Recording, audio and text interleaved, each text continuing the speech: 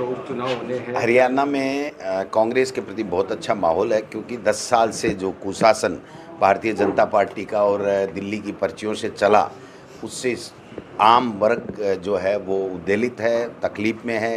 किसान हो, नौजवान हो, मातृशक्ति हो, चाहे छोटे व्यापारी हों, कर्मचारी हों, सारे के सारे 10 साल के कुशासन से त्रस्त हैं। उन्होंने चेहरा ज़रूर बदला, लेकिन गवर्नेंस वो की वही है, और गवर्नेंस उनकी अच्छी नहीं है।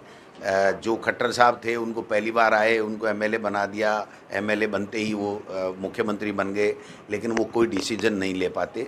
जो गुजरात मॉडल पूरे देश में लागू करने की बात है, वो गुजरात मॉडल यही था कि जो स्थापित अच्छे नेता हैं, जनता के चहेते जो नेता हैं, उनको कुछ भी मत बनाओ और बिल्कुल नए लोगों को बनाओ, जिससे वो केंद्र में बैठे हुए प्रधानमंत्री जी और अमित शाह जी और जो नेतृत्व है दिल्ली का, उसको चैलेंज नहीं कर सकें, और वो ब्यूरोक्रेसी के माध्यम से वहाँ पर सरकार चला सके। एक तरीके से डमी मुख्यमंत्री बैठाने का ये जो गुजरात मॉडल आया है, उससे न राजस्थान अछूता रहा। आपने देखा कि पर्ची से मुख्यमंत्री बना दिया गया।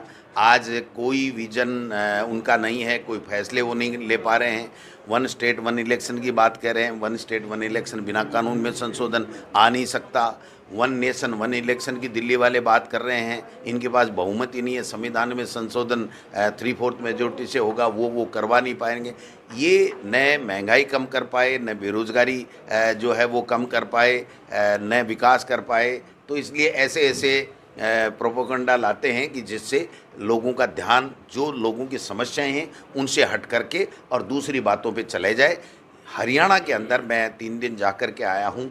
कांग्रेस के प्रति इतना अच्छा उत्साह है, क्योंकि राहुल गांधी जी और खड़गे साहब ने जिस प्रकार से घोषणा पत्र दिया है, 10 गारंटियां वहां पर दी हैं किसान के लिए, नौजवान के लिए। जो अग्निवीर से लोग प्रताड़ित हैं, परेशान हैं, जो किसान का बेटा देश की सेवा के लिए जाना चाहता था, उसको भी मौका ख़त्म कर दिया उन्होंने। किसान का कर्ज माफ़ की बात थी, वो भी नहीं है। वहाँ पर इतना भय का माहौल है, इतनी अराजकता है कि अपराधी बेखौफ घूम रहे हैं। किसी तरीके का भ्रष्टाचार जो है वो चरम के ऊपर है। नौकरियां मिल नहीं रही हैं लोगों को। माता बहनें जो हैं वो सुरक्षित नहीं हैं। तो सारा का सारा जो वातावरण बना है वो भारतीय जनता पार्टी के खिलाफ है। और अब जिस प्रकार से मोदी जी जो भाषण देते हैं, हिंदू मुस्लिम कब्रिस्तान शमशान, और जिस तरीके से धर्म के आधार के ऊपर उन्माद फैला करके वो अपनी राजनीतिक रोटियां सेकते आए हैं, और उससे लोग अब परेशान हो गए हैं। इसलिए मैं समझता हूं कि जो हरियाणा में सरकार बन रही है वो कांग्रेस की बन रही है, और बहुत अच्छे बहुमत के साथ में बन रही है। बात करें राजस्थान की, तो भाई साहब राजस्थान में गहलोत सरकार ने जो प्रदेश को जिले दिए थे उनको कम करने की जो चर्चा चल रही है, उसको लेकर क्या कहेंगे? ये कम नहीं कर पाएंगे। ये तो क्या है कि जो चुनाव से पहले इन्होंने लावा लूटने के लिए सरकार का जो थोते भाषण दिए, उनको जस्टिफाइड करने के लिए ये इस तरीके की बातें कर रहे हैं। आप बताइए, भारत सरकार ने रोक लगा दी कि कोई भी राजस्व गांव भी नहीं बन सकता, न कम हो सकता न ज़्यादा हो सकता। जिला तो बहुत बड़ी बात है, संभाग तो बहुत बड़ी बात है। तो ये कैसे कर पाएंगे? इन्होंने छूट मांगी है, इनको छूट मिलती तो मिल जाती, इनको छूट मिलेगी नहीं। और जो सुविधा जनता को मिल गई, आज मान लीजिए सीकर को संभाग मिल गया, यहाँ पर जो चूरू, सीकर, झुंझुनू और नीमका थाना के लोगों को रिलीफ मिल रही है, तो अब वो जयपुर वापस क्यों जाएंगे? इनकी न तो हिम्मत है, न इनके पास ऐसा कोई विजन है, कोई तुक नहीं है। ये केवल समीक्षा के नाम से 9-10 महीने इन्होंने बातें कर करके निकाल दी, जिससे काम नहीं करना पड़े। मैं तो पूछना चाहता हूँ कि ये पेपर लीक की बातें करते थे, कौन मना कर रहा है इनको? सीबीआई कराओ और कोई कराओ, एसआईटी कराओ, जो मर्जी है जो कराओ, लेकिन इस रायते को समेटो और नए युवा लोगों को नौकरियां दो, ये लोग चाहते हैं। आज इस बात से क्या है, वो तो सतत प्रक्रिया है कि कोई भी अपराधी अगर कोई अपराध में संलिप्त है तो उसको पकड़ो और उसको सजा दिलाओ। ये तो हर सरकार का धर्म है। ये कोई नई चीज़ कर रहे हैं क्या? जो देश में नहीं हुई वो थोड़ी कर रहे हैं। इसलिए मैं ये कहना चाहता हूँ कि नए बच्चों को नौकरियाँ कैसे मिले? सड़कें टूटी पड़ी हैं, बिजली नहीं है, पानी नहीं है, गर्मियों में लोग मर गए, किसान परेशान हैं। आज कोई सुनने वाला नहीं है। ब्यूरोक्रेसी इतनी हावी है कि मंत्री और मुख्यमंत्री कह रहे हैं हमारे बस का सौदा ही नहीं है। तो छोड़ो इस काम को, फिर आपकी बस का सौदा ही नहीं है।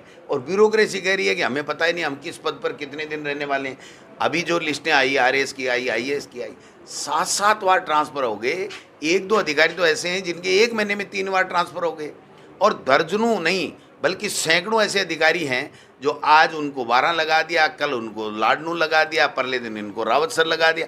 ये मजाक चल रहा है, इनके पास में कोई विजन नहीं है। और जबकि क्या कहते थे ये जब सरकार बनी थी कि 360 डिग्री के ऊपर परीक्षण करके, 360 का मतलब है हर एंगल से परीक्षण करके हम स्थानांतरण करेंगे और धीरे धीरे करेंगे। ठीक है साहब, 9 महीने हो गए, अब कर दिया तो उसको आप हर महीने में 3 बार क्यों चेंज कर रहे हो?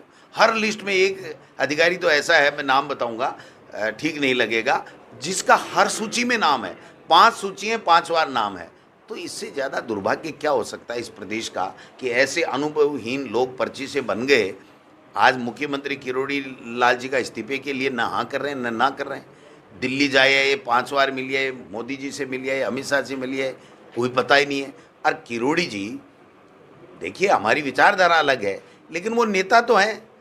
और इतने बड़े नेता इतने वर्ग से आते हैं, इतने संघर्षशील हैं, चाहे वो हम पे झूठे आरोप लगाए, लेकिन कम से कम उन्होंने सरकार बनाने में उनकी झूठ बोल करके उन्होंने मदद की थी बीजेपी की। आज बीजेपी उनका तिरस्कार कर रही है, अपमान कर रही है।